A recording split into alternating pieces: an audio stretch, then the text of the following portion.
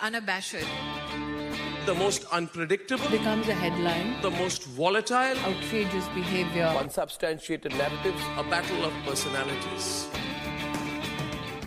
Welcome to Grant Tamasha, a co-production of the Carnegie Endowment for International Peace and the Hindustan Times. I'm your host, Milan. It's been 6 weeks since Canadian Prime Minister Justin Trudeau took to the floors of Parliament to announce that Canadian security agencies had evidence of credible allegations that Indian authorities had a hand in the killing of a Canadian citizen, Hardeep Singh Nijjar, on Canadian soil in June 2023. Nijjar was a well-known activist in Sikh diaspora circles, but someone Indian authorities branded a terrorist. Trudeau's allegations led to a rapid downward spiral in bilateral relations between India and Canada, a spiral that shows no immediate sign of ending. To discuss these recent events and the larger question of bilateral relations between Canada and India, I'm joined today by Sanjay Ruparelia. Sanjay is an associate professor in the Department of Politics and Public Administration at Toronto Metropolitan University, where he holds the Jarislowsky Democracy Chair. He's also the host of a terrific podcast on the Frontlines of Democracy about the challenges facing democracies around the world. And I should mention here, he is the author of perhaps one of the best books that we have about the coalition era in India called Divided We Govern, Coalition Politics in Modern India. I am pleased to welcome him to the show for the very first time. Sanjay, good to see you. Thanks for having me, Milan. Big fan of the show. So I want to maybe begin at a very macro level, not talking about the controversy at hand, but really the broader context. And I want to take us back to 2022, when the Trudeau government in Canada unveiled its much anticipated Indo-Pacific strategy for Canada. And you've written a chapter on India-Canada relations in which you pointed out that this new Indo-Pacific strategy has singled out India as a critical partner in the region, given its strategic, economic, and demographic weight. So if we kind of put the current crisis to one side, tell us a little bit about how India fits into Canada's larger strategic picture. That's a great opening question. So as you said, it was a year ago that this new policy was unveiled, and the counterpoint to it obviously was China, which the strategy described as a disruptive and increasingly disruptive global power, whose values and interests increasingly depart from Canada's. So what Ottawa was trying to do in this Trudeau government was to say that we're in a crisis with China. And it's probably important just to flag what in particular were the tensions. So under the Trudeau government in particular, but even before, there was a ramp up of trade between Canada and China, like so many other countries in the world. But it was following the arrest of Meng Wanzhou, the head of Huawei, that China retaliated in what was called a hostage diplomacy of the so-called two Michaels, Michael Kovrig and Michael Spavor, who were kept for over a year, almost a year and a half, in custody, in detention. There were trade bans that were imposed on Canada by the Chinese. There was a real escalation in tension and a deterioration in diplomatic relations. So that's the kind of context in which this Indo-Pacific strategy is unveiled. And as you said, India is described as a critical partner. And there are a number of pillars that the strategy articulates as being the foundation for this relationship. So a shared commitment to democracy and pluralism and the belief in a multilateral order, a desire to expand trade, investment, and commercial opportunities, particularly diversification of supply chains. And of course, these people-to-people ties, which we'll get into, there's always been a strong Indian diaspora in Canada. It goes back over 100 years. But in the last decade, it has seen a remarkable transformation. Just the growth of the size of the Indian diaspora and its significance and influence in many walks of life here has actually been quite extraordinary. And that's the backdrop to this. So you have alluded to something that we're going to dig into here in this conversation, which is the diaspora, right? You've noted that relations between India and Canada have improved significantly over the past 2 decades. And a major reason for this is this phenomenal growth of the Indian diaspora in Canada, which has kind of built this bridge of people-to-people ties. Tell us a little bit about how quickly this diaspora has grown and, what place does it sort of occupy in Canadian sort of social and political life today? So if you first start just with some baseline figures, the number of new immigrants coming to Canada from India in the last decade have almost quadrupled per year.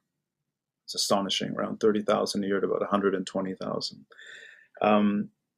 Canada at the same time seen a massive boom in international students. There's a sort of political economy that's underlying that, like in most cases. Today, 40% of all international students in Canada come from India. I mean, it's an extraordinary number. And in some places, actually in many parts of the country, but particularly in Ontario, the largest province where I am, it's kind of extraordinary. The revenue that Indian students generate for colleges, so that's like the tier two of, say, in the United States, right? Two-year colleges, more applied vocational technical work, degree programs. The revenue that's generated by Indian student tuition is greater than what the government of Ontario gives to these colleges. So that's just how important that is. And that's just sort of the trend over the last decade. Quite extraordinary. And then if you look at it in many walks of life, journalism. When I left Canada 25 years ago, before I returned, there was just then one prominent journalist of Indian background who made it onto national TV. By the time I came back in 2019, just like the United States, all the major networks, all the major papers. You see it particularly in political life. Many MPs, many leaders in the respective parties, the Conservatives, the Liberals, the NDP, we'll talk, of course, about some of them as we go on, come from the Indian diaspora. When the Trudeau government was elected in 2015 in a surprise election, because they were third in the polls a year before, he inaugurated the most diverse cabinet in the history of Canada, along gender and ethnicity and race, even indigeneity.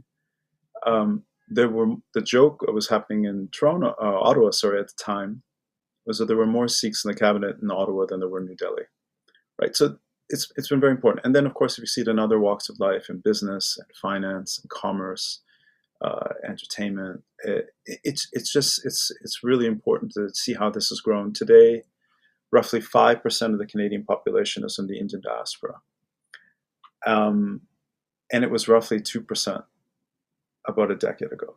So it's just a remarkable change, a remarkable transformation that its ramifications are still being understood and studied. So there are a lot of positive trend lines in the relationship between these two countries. The growth of people-to-people ties arguably is one of them. There have been lots of irritants as well, and I want to ask you about some of those. We'll come back to the diaspora in a second, but let's just start maybe with security and trade. So if you look at the security front, Canada has been, I think it's suffice to say, uneasy with some of the positions India has taken, not least with respect to the Russian invasion of Ukraine. Where does the so-called strategic convergence between Canada and India break down, when the rubber meets the road?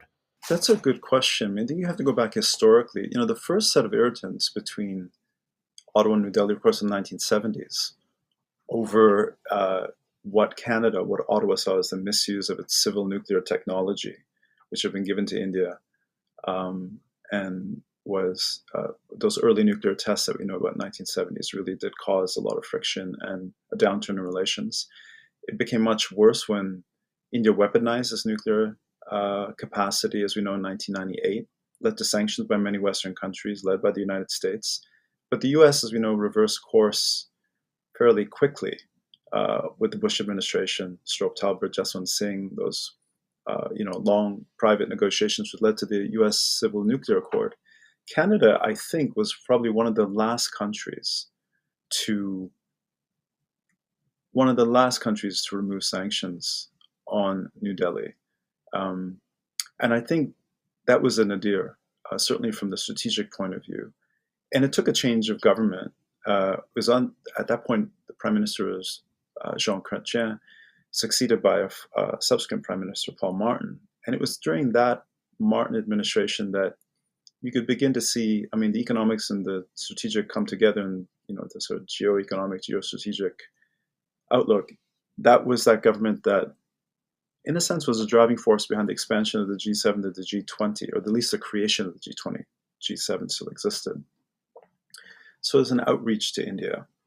And then when you had the change of government to a conservative government led by Prime Minister Stephen Harper, that was when an emphasis was placed more on trade and investment, opportunities that Canadian businesses and finance could find in India. And he really wanted to sort of shift the conversation more to economic potential between the two countries.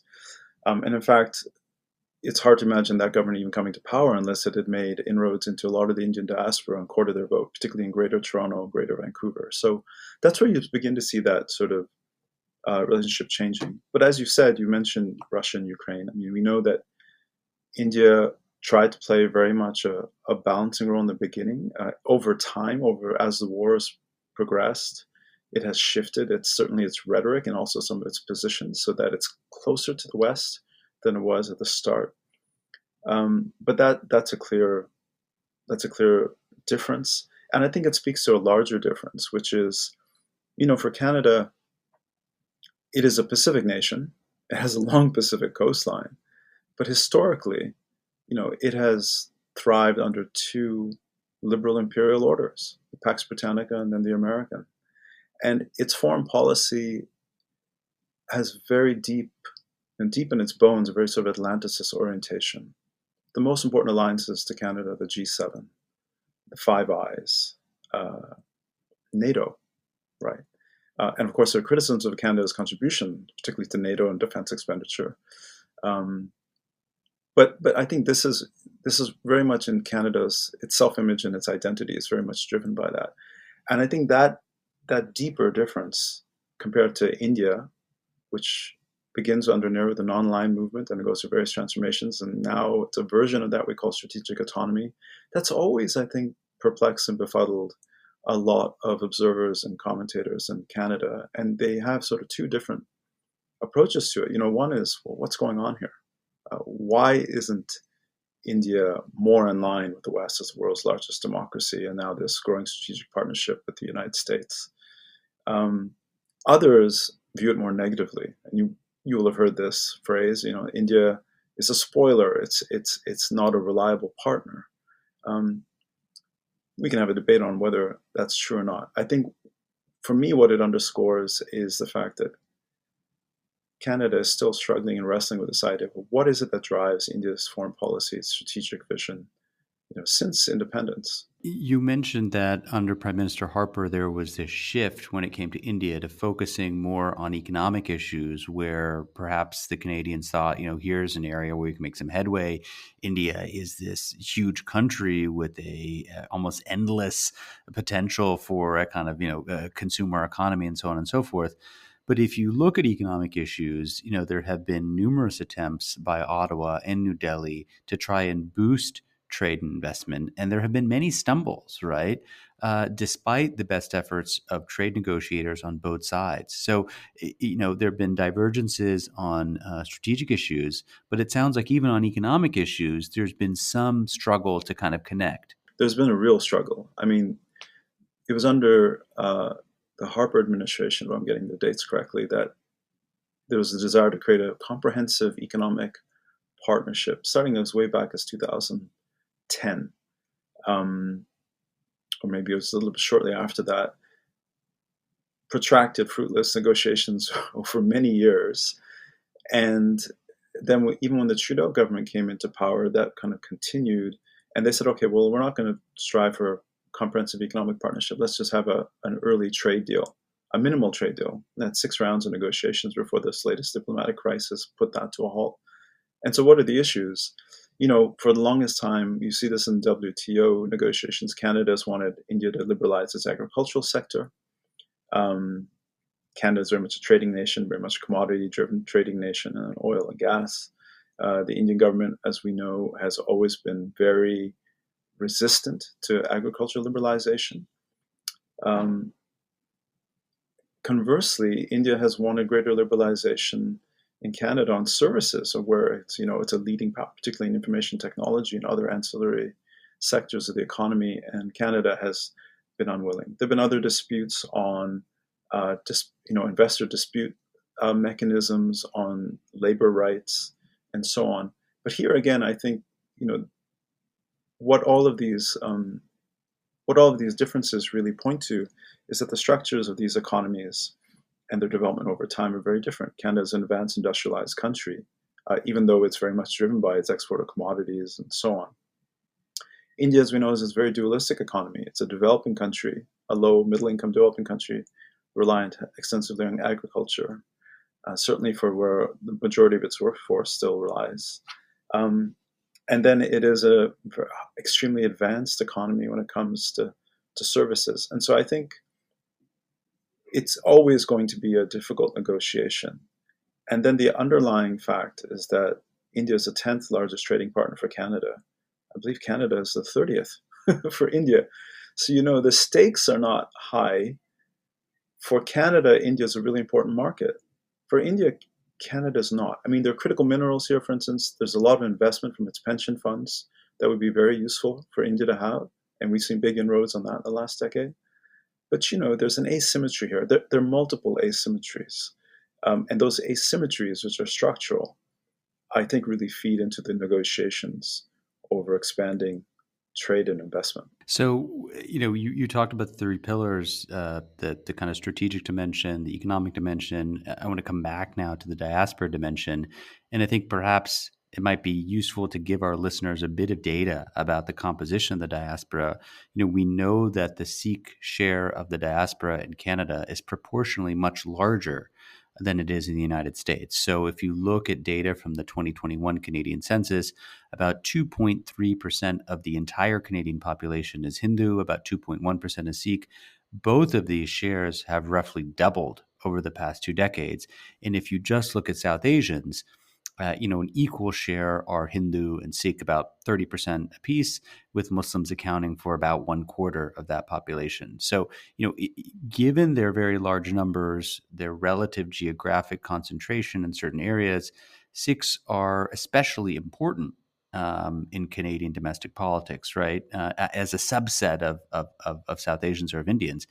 How do you characterize the Sikh population in particular as a political constituency in Canada today? Well, it's a very powerful constituency for several reasons. One, you've already stated, which is they have a rough parity here in terms of the share of the population, almost half, as we're saying, or at least equal share to those who would identify as Hindu. So that's first. That's kind of a structural fact. The second is that the Sikh diaspora in Canada began settling late 19th century. It's a very old diaspora. Is influential and present in many different parts of Canadian public life. And over time, and certainly in the last 20, 30 years, become highly organized politically, especially at the riding level, the sort of where parties in Canada make decisions about who's going to run for them in office at the provincial level and the federal level. So there's been a lot of writing, a few studies, more journalistic writing about how the Sikh community has been very organized politically to have a great deal of influence in these riding nominations, in which very few people participate. So, if you show up with 50 supporters at a meeting where there's only 120 present, well, you're going to be able to you're going to be able to really exert influence that's far greater than your percentage even in the Indian diaspora, let alone the community at large. So that's another factor. And I would say the third, which is really quite striking, is that you will find politicians across the parties spectrum, the NDP, the Social Democratic Party here, the Liberal Party, and the Conservative. At the moment, it is the Liberal Party that has the most number of MPs that are Sikh. But the Conservatives also have two very prominent members. And of course, the NDP currently is led since 2017 by Mr. Jagmeet Singh, who is a Sikh. And so their visibility politically, and not just their visibility, but their influence in Canadian politics is disproportionately high compared to certainly the percentage of the population. So this issue of Khalistan, the idea that there should be a separate sovereign homeland for Sikhs, this is something that has plagued Canada's relations with India since at least the 1980s. Canadian officials believe India exaggerates the threat from the Sikh diaspora in Canada and the threat that is posed by Sikhs there who are advocating for a Khalistani nation. India, of course, believes Canada is harboring actual terrorists. How central has this dispute over Khalistan been as a bilateral issue between the two governments? It's been incredibly important. I mean, I think something that maybe listeners, certainly in the US may not know. And I was actually surprised to find out how few in Canada knew of a recent poll that I'll mention in a moment.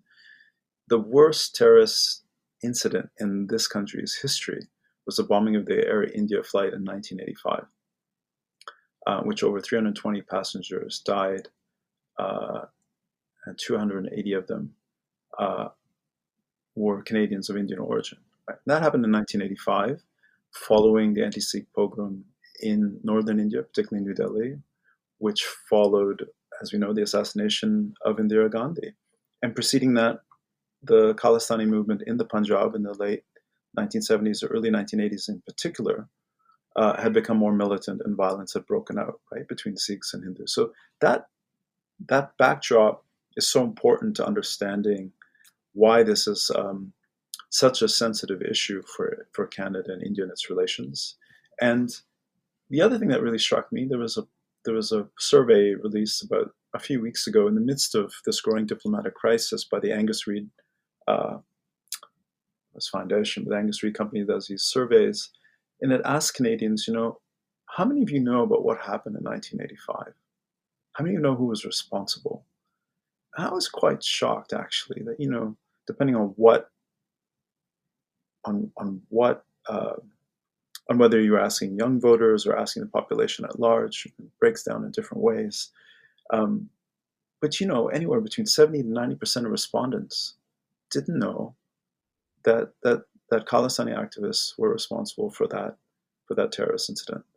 And then it took a very long time for anyone to be charged or booked, and that took over a decade. And then I'm now forgetting, my embarrassment, I'm forgetting the name of the accused who was charged and convicted, but it was then released on early bail. Probably just before this last government came into power. So that's the backdrop. And as you said, I think for a lot of Canadian politicians in particular, they think India is overblowing the threat. Mr. Jagmeet Singh himself, went on record to say, I was doing an interview, says, Quebec separatists exist here. In Scotland, there are separatists who want to secede from the United Kingdom. We have to sort of see this in that vein, and I defend the right to self-determination of any sub-nation, a nation as well. The Indian government, of course, would respond and say, but okay, the Quebec separatist movement in the 1970s, there was certainly a violent phase, but I mean, neither of these places has seen anything like the brutal civil insurgency that took place in India in the 1980s and 1990s. In which we know that tens of thousands of civilians died. And so I think that, this is a really, really big, this has been an irritant, so I don't even know the right word. I mean, it is a flashpoint between India and Canada.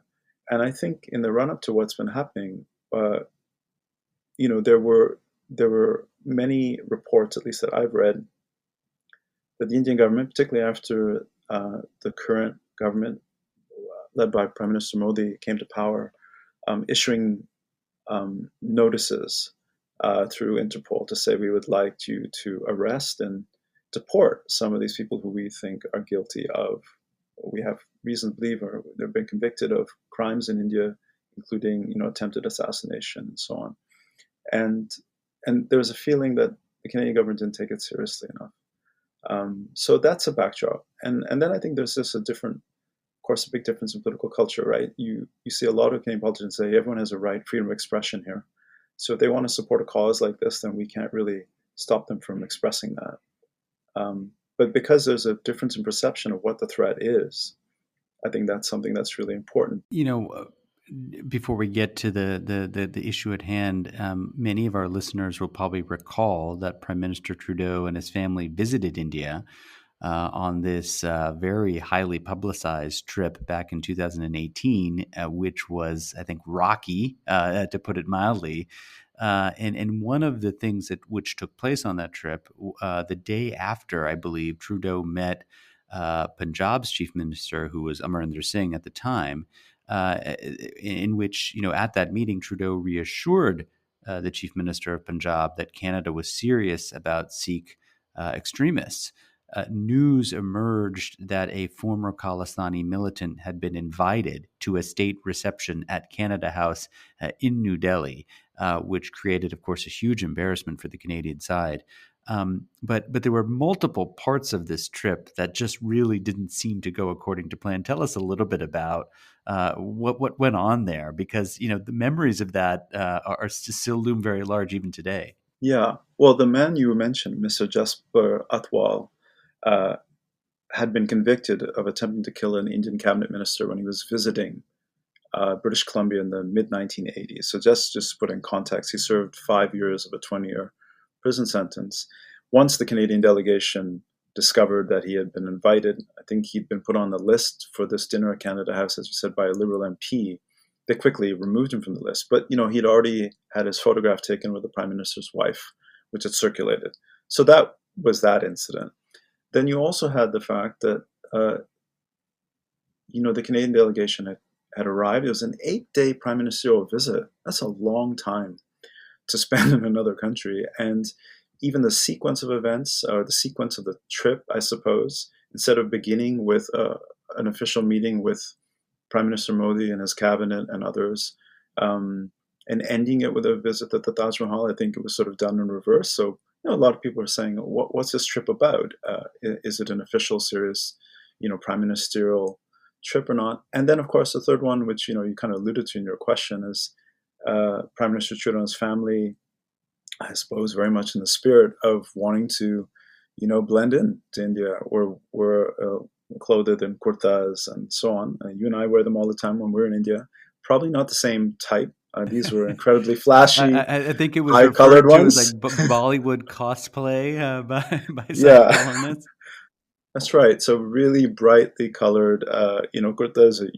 Again, I don't think I've ever worn. If you wear them, you might wear them at a wedding of some type. It was just seen as initially sort of amusing, but then increasingly as the trip wore on, and when these other much more serious incidents were arising, like, this is not serious. You're not taking this trip seriously enough. This is a lot of fun and games, whereas we're taking this trip seriously. So why aren't you? And I think it came across as just lacking the certain political maturity that you would expect from a visit like this. And so it played very badly.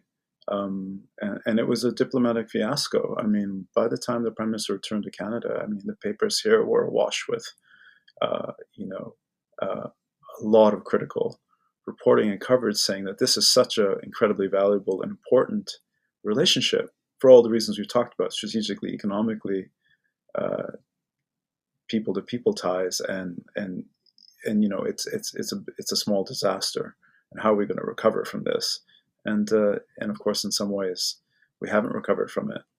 Things have just gotten worse.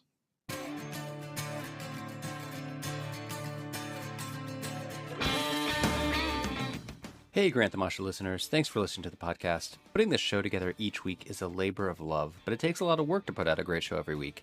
If you'd like to support the work we do at Grant Tamasha, please visit ceip.org/donate. Don't forget to subscribe to us on Apple Podcasts, Google Podcasts, Spotify, or on your favorite podcasting platform, so you'll be the first to know when a new episode rolls out.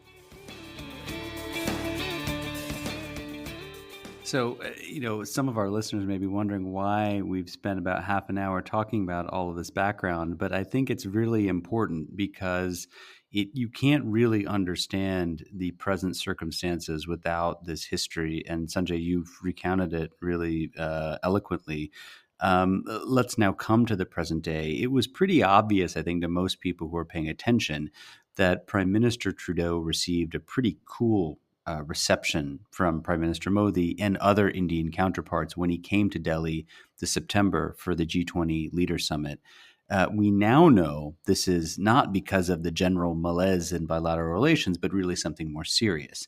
After coming back to Canada, Trudeau shocked the world, really, by telling the Canadian Parliament that his government had credible evidence to suggest that Indian authorities were involved in the assassination of a Sikh activist named Hardeep Singh Nijjar in June of 2023. Again, an individual that Indian authorities have designated a terrorist.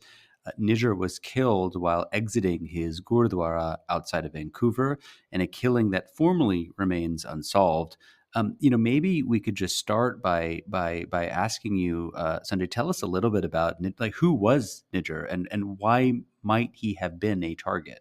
Yeah, so he was an advocate, as you said, for an independent Khalistan. He arrived in Canada in 1997. After he'd been briefly arrested in the Punjab, along with some members of his family for being part of the movement. He arrived and sought asylum and also citizenship, and he was denied twice by the Canadian authorities. But he very much settled into this area of British Columbia, Surrey, BC, where he resided, became very active in local Gurdwara.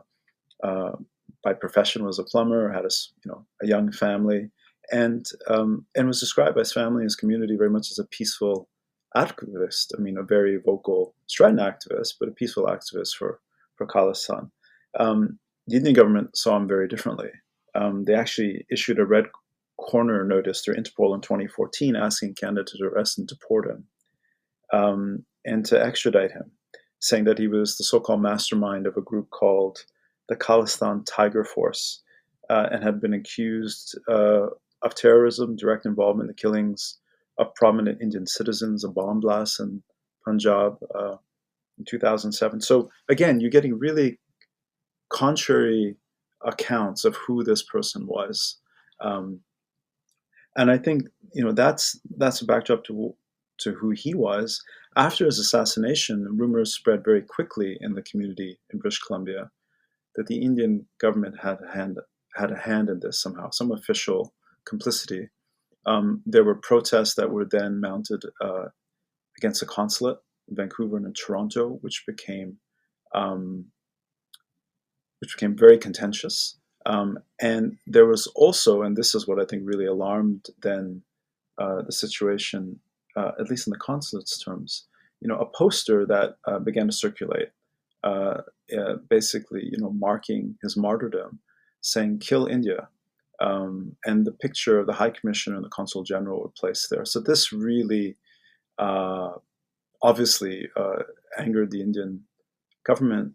And we should say, prior to even all these events of the summer, over the last year, there's been growing tensions. There have been a number of acts of vandalism defacing gurdwaras and mandirs in different parts of the country, particularly in Vancouver and Toronto. There was, we haven't mentioned it, this organization Sikhs for Justice, which was holding a virtual referenda on whether an independent Khalistan homeland should be formed. The Indian government asked the Canadian authorities to suppress it, to deny it going ahead. The Canadian government said, we can't do that under our Charter of Rights and Freedoms. Because this was a civil society exercise. It had no official imprimatur of the state. It was just Sikh activists and residents who decided to come together and have this. That's right. And so the Canadian government said, look, they have a right to freedom of expression. We can't stop this. We do not advocate the dismemberment of India. We do not advocate secession of the Punjab, but we can't clamp down on this. And the Indian government saw things quite differently. And again, it goes back to the earlier discussion we had, is for the Canadian authorities, most people taking part in this, or virtually everyone, unless proven otherwise, was innocent, was peaceful. They were expressing their point of view. From the Indian government's point of view, there were many who were involved that were not, that were involved in criminal activities of various kinds or worse. And so this is where you get this real contention. He had been warned by the Canadian Security Intelligence Services that there was a potential threat to his life. And so after the murder, over the summer, began to read some reports that senior Canadian security intelligence officials had visited their counterparts in Delhi. but we didn't really know what was going on. And it was only, as you said, after the G20 summit, and certainly after the allegations made by the Prime Minister in the House of Commons, that we learned that the Canadian intelligence heads had shared intelligence verbally, but not materially, not in writing, with their counterparts in India, saying, we have reason to believe that an agent, as the statement was made, that an agent of the Indian government was involved in this murder, and we want you to cooperate with us. And they were completely rebuffed by New Delhi. They said, you've shown us no evidence. There's no actual evidence here. And that's where it was left. And then I think the backdrop to that becomes important, because the question is, why would the Prime Minister make such a statement in the House of Commons? And I think there are two factors here that are important. One is there was growing evidence of Chinese interference, foreign interference in Canada over the last few years. Disinformation campaigns in the 2019-2021 elections, the targeting of politicians who were seen as being critical of China on Taiwan and Hong Kong and the Uyghurs. And the Liberal government was seen to have been slow in response or even mishandled it. There was a public inquiry, a commission set up, which wasn't seen as being credible because it wasn't neutral or independent enough. And so the government was already on the back foot. That looked like it was being, slow on the uptake with potential interference, or even worse. And the Globe and Mail, which was the paper that was covering growing Chinese interference in Canada, was about reportedly to publish a story on Mr. Nijjar's murder and the fact that India may have had a hand in it. So that's really what probably forced the Prime Minister's hand, because it's an explosive allegation to make him Prime Minister in the House of Commons of a country which, of course, has long-standing friendly ties with Canada. It's fascinating because, I think we've been all having this debate, right? Like, how could you go out there as the Prime Minister of a pretty important G7 country and call out the agents of a country that you've ostensibly been trying to court for multiple decades, and you've built a strategy around, unless you had credible evidence, right? I mean, you would have to be crazy. Now, of course, we have not seen the evidence, and I suspect there could be multiple reasons for that. One could be, obviously they want to protect sources and methods. There have been media reports suggesting that another Five Eyes country, perhaps the United States, perhaps not, may have contributed important signals intelligence that fed into the Canadian assessment, and obviously that would put that other unnamed country at risk of blowback as well. And the Indian reaction has been really stark, and I'm sure, Sanjay, you've had multiple conversations and debates about this. What the point the Canadians, I think, have tried to make is that, look, it is very unusual, in fact, extraordinary, for a democracy to carry out a targeted hit on the citizen of another democracy on that democracy's own sovereign territory. And the reason that's extraordinary is because, one assumes that these are rule of law countries. And in rule of law countries, there are official mechanisms to adjudicate these kinds of disputes, right? And so any reference to Osama bin Laden's killing, or General Suleiman, or drone attacks in Yemen and Pakistan those, we can debate all of those, obviously, are not really in this same category. And I'm just curious, how you've experienced this debate, because I'm sure it's been the subject of many conversations. Yeah. Well, I mean, as you're describing this point of view, I can probably even imagine the columnist who wrote that. It's probably Andrew Coyne at the Globe and Mail. I mean, there was this, I think what was extraordinary, just to set up that conversation, is the official Indian government reaction to the allegations, which again were extraordinary. And also extraordinary was, after making them, the Prime Minister in the House of Commons says, we don't want to escalate the situation. Well, it's kind of hard to know how you could not escalate it, given that the most important political leader in the country made it in the most important venue that you possibly could make it. The Indian government's reaction, as we know, was twofold: that these allegations were absurd, and that they were motivated, which means, of course, that there was some electoral or political reason driving them. That the government and other party leaders were too beholden to the Sikh community for political reasons, electoral reasons, and so on. Which it's the kind of the vote bank politics, right? vote banks, and to be honest, it. On the one hand, yes, those are very important communities, but on the other hand, you can't really give much credence to it, can you? You can't make allegations like this of another country simply for some short-term electoral dividends. So most Canadians gave not so much benefit of the doubt. They believed the Prime Minister, I imagine, that he wouldn't have made such an allegation. The Indian government reacted very harshly, right? So the Canadian government expelled a senior Indian diplomat who was identified as a senior intelligence officer belonging to RAW. The Indian government also then retaliated by expelling a Canadian diplomat who was also senior intelligence officer. That was noted early in this diplomatic crisis, but not since. Canadian papers don't talk about it that much anymore.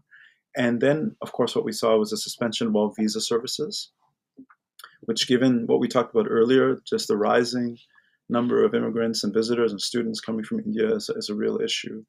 And then, as we've seen in recent weeks, again, what was seen as unprecedented, the Indian government saying, for reasons of parity, we want Canada to reduce its diplomatic presence in India to be the same size as the Indian one in Canada. And we give you till October 10th. And after that, we remove diplomatic immunity. Now, that was, again, a kind of really shot across the bow. October 10th came and went. Minister Jaishankar and his counterpart here in Canada, External Affairs Minister, Foreign Minister Melanie Joly, apparently met in, I think, Washington, is where it was reported, to see if they could smooth this thing out. But by October 20th, obviously, there wasn't any progress. And 41 Canadian diplomats and their families had to be removed. So that's what's happened here. I think the other thing that's really shocked and dumbfounded commentators in Canada would be, on the one hand, the Indian government said, this is absurd and motivated and outrageous. And so they had this very heavy-handed response. But then on the other hand, as you've said, they said, well, other countries do it too, right? In Canada, the reporting was, well, this is what Russia does in Britain and in its own territory, or this is what Saudi Arabia does, right? Referring to Jamal Khashoggi. The Indian government, in a commentary, as we have both read, said, well, targeted killings have been carried out by the United States for a long time, and so have they been done by Israel. And in the case of Israel, also in Europe, right, as we know historically. So I think there's, it seems like a contradictory response. On the one hand, we're absolutely innocent. On the other hand, how dare you tell us what we can and cannot do when you've done it yourself? So that's kind of where we are. It's a really fractured relationship, and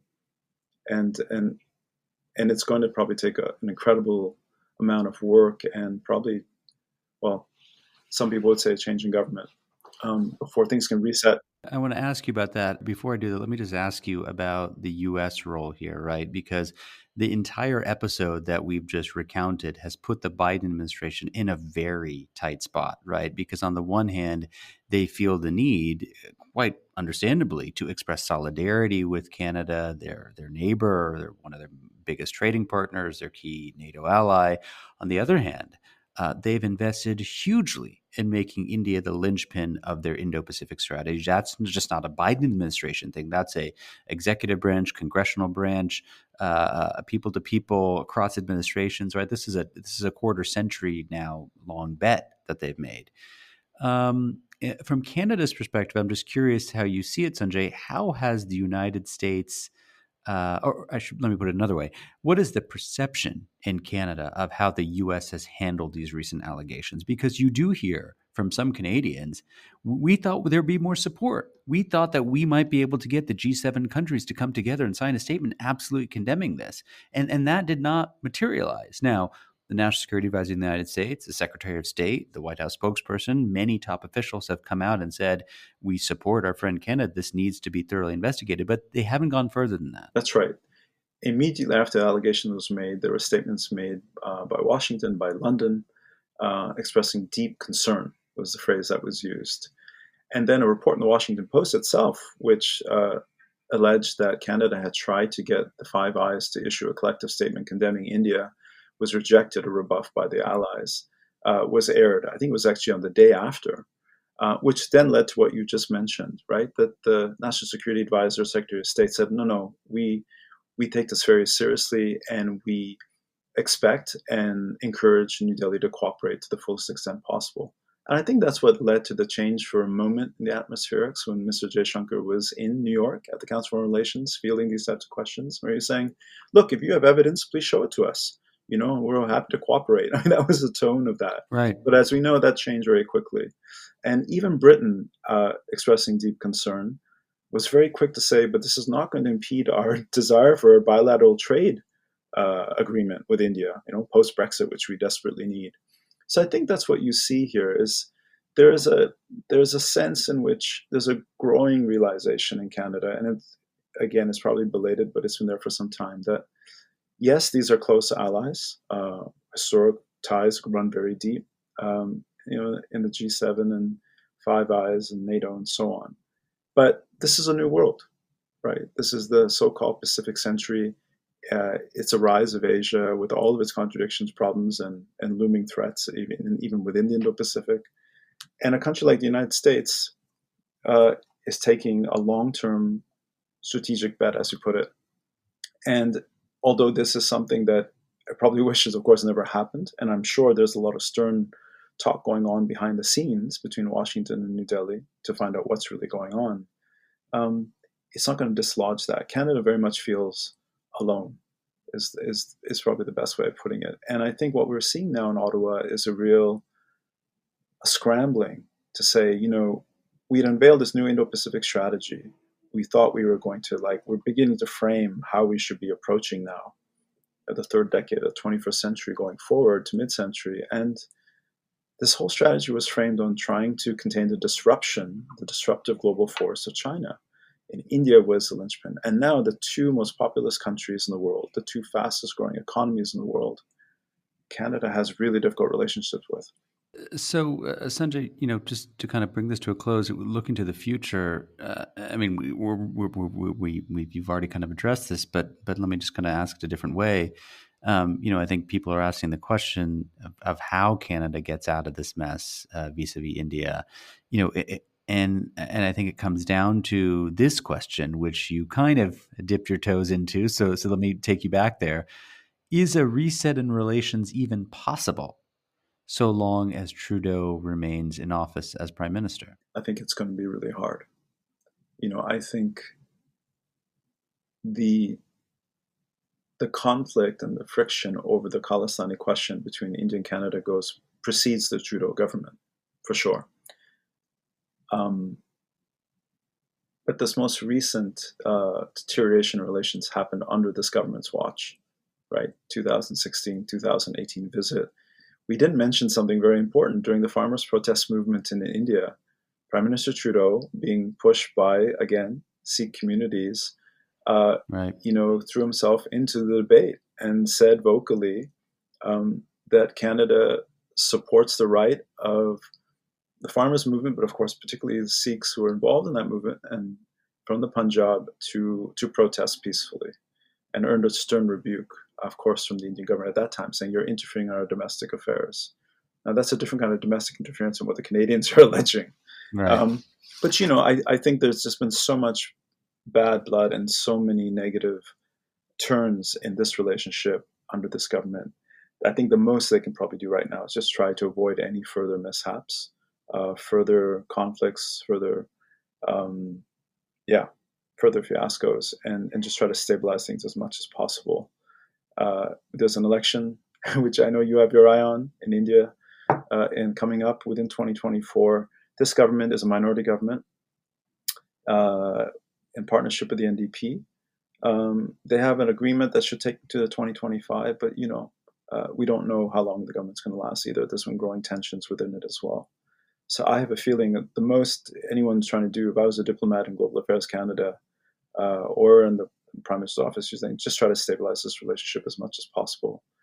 And then it may well take new administrations in Ottawa, certainly, and who knows, maybe New Delhi as well. But that's a different question, to see if you can reset this relationship. My guest on the show this week is Sanjay Ruparelia. He is an associate professor in the Department of Politics and Public Administration at Toronto Metropolitan University, where he holds the Jarislowsky Democracy Chair. He is the host of the podcast On the Frontlines of Democracy and the author of Divided We Govern, Coalition Politics in Modern India. Sanjay, it was so good to talk to you. We didn't really get to talk about India, so hopefully we can do that next time on Indian domestic politics, which is the what you do with the other side of your brain. But thank you for kind of enlightening us and educating us on India, Canada. Thanks for having me on the show. I'm a huge fan, and it's great to have this chance to talk with you.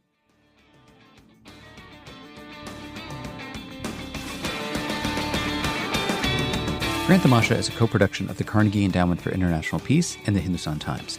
This podcast is an HT Smartcast original and is available on htsmartcast.com. You can also find us on Apple Podcasts, Google, Spotify, or wherever you get your podcasts. Don't forget to rate and review. It helps others find the show more easily. For more information about the show and to find the writing we mentioned on this week's episode, visit our website, granttamasha.com. Tim Martin is our audio engineer, and Mira Verghese is our executive producer. Thanks for listening, and see you next week.